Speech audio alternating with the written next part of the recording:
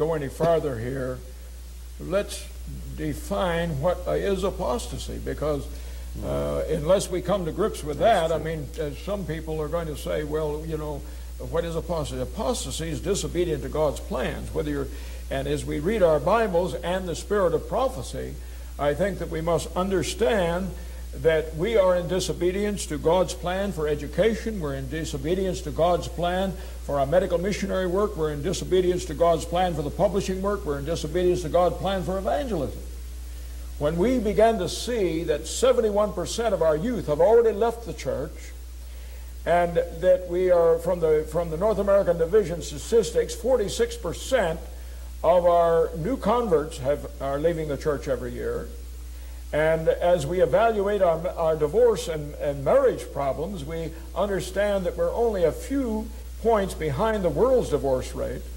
And when we look at these statistics, we've got to say there's something drastically gone wrong with the Seventh-day Adventist Church.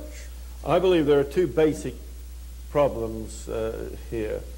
One is the disintegration of the home, and the other is the failure of our Seventh-day Adventist educational system. Now, you'd expect that from an educator to make that evaluation, but I believe that it must stand in that light. Our homes are failing us. You've talked about the divorce rate. You've talked about the breakups of marriages and the like.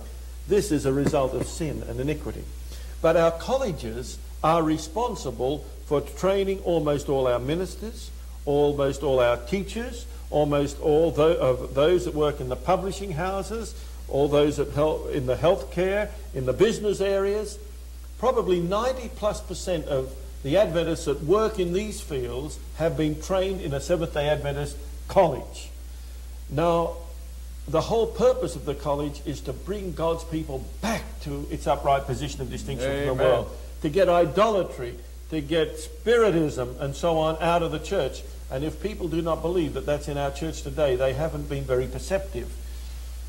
But our colleges are not doing it. Rather, they're tending to reflect the eclecticism and the sin that we find in the church today.